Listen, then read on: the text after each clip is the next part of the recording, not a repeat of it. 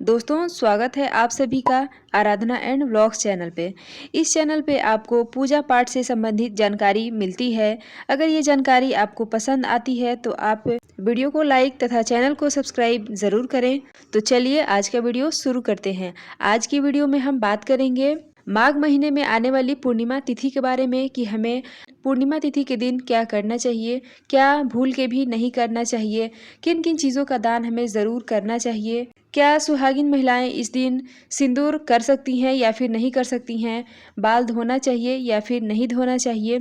इसके अलावा तिथि कब से प्रारंभ होगी, कब समाप्त हो जाएगी, इसको जानेंगे। साथ में ब्रह्म मुहूर्त का समय कब से लेकर कब तक रहेगा, राहु काल का समय कब से लेकर कब तक रहेगा, साथ ही साथ चंद्रोदय का समय कब से लेकर कब तक रहेगा, इसको भी जानेंगे इस वीडियो में। तो चलिए दोस्तों बिना देरी किए वीडियो को शुरू करते हैं। देखिए दोस्तों, हर महीने में जो पूर्णिमा आती है उसका अपना ही महत्व होता है। उसी तरह से ये माघ महीने की पूर्णिमा है जो कि बहुत ही महत्वपूर्ण होती है। दोस्तों सबसे पहले तो हम देख लेते हैं तिथि के बारे में कि तिथि कब से प्रारंभ होगी।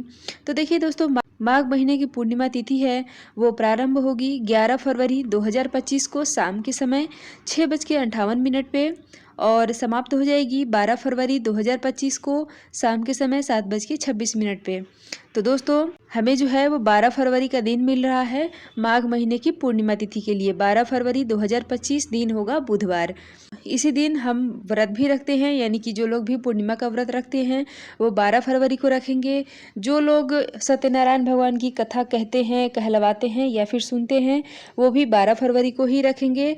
और आज के दिन दान हमें ज़रूर करना चाहिए। हमें दान किन किन चीज़ों का ज़रूर करना चाहिए इसको भी हम देख लेते हैं। तो देखिए दोस्तों, अपने इच्छा अनुसार आप अनाज का दान कर सकते हैं, साथ में गर्म कपड़ों का भी दान किया जाता है। इसके अलावा खीर का दान कर सकते हैं, या फिर अगर आप खीर बना के दान नहीं कर सकते हैं तो खीर की सामग्री यानी कि चावल, चीनी और दूध का दान भी किया जाता है। अगर आप अनाज का दान करना चाहते हैं तो आज आपको चावल या फिर आटा लेके उसके साथ दाल, सब्जी, हल्दी और इसके अलावा उसमें कुछ दक्षिणा रख के फिर हमें दान करना चाहिए।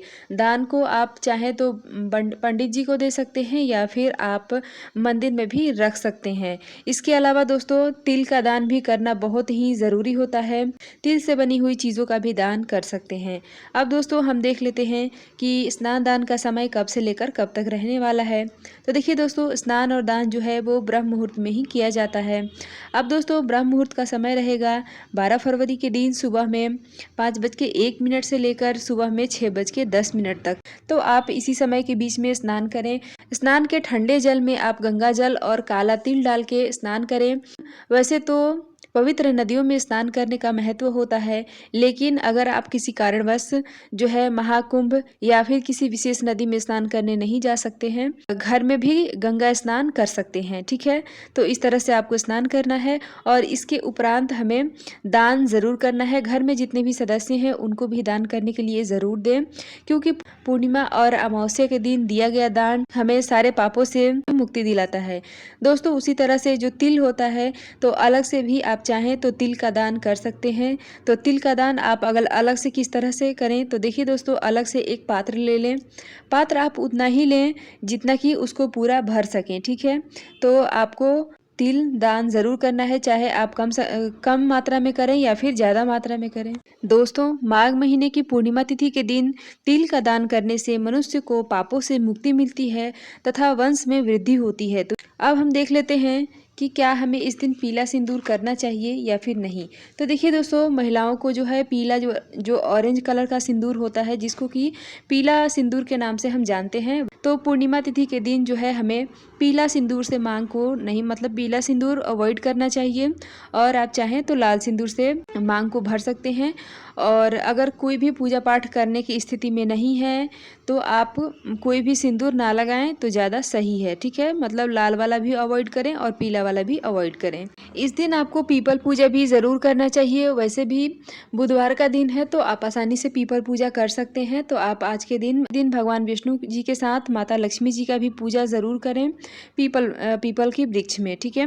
और दोस्तों देखिए, बहुत सारे लोग जो हैं वो ब्राह्मण के मुख से सत्यनारायण भगवान की कथा सुनते हैं, लेकिन बहुत सारे लोग जो हैं वो स्वयं से भी कहते हैं, यानी कि पूजा पाठ के उपरांत वो खुद ही पढ़ते हैं। तो ऐसे में आपको सिर्फ एक चीज़ का ध्यान रखना है कि जो राहु काल का समय होता है, तो राहु काल के समय हमें कोई भी शुभ कार्य, शुभ मांगलिक कार्य, पूजा पाठ इत्यादि शुरू नहीं करना चाहिए। तो इसलिए आपको इस बात का ध्यान रखना है। और राहु काल का समय रहेगा दोपहर में 12:41 से लेकर दोपहर में 2:05 तक। तो अगर आपको खुद से सत्यनारायण भगवान की कथा कहना है तो आप 12:41 के पहले शुरू करें, या फिर अगर लेट हो गई हैं तो आपको 2:05 के बाद आपको प्रारंभ करना चाहिए। तो इस सिचुएशन में आप सुबह भी सत्यनारायण भगवान की कथा पढ़ सकते हैं और शाम के समय भी सत्यनारायण भगवान की कथा पढ़ सकते हैं, ठीक है।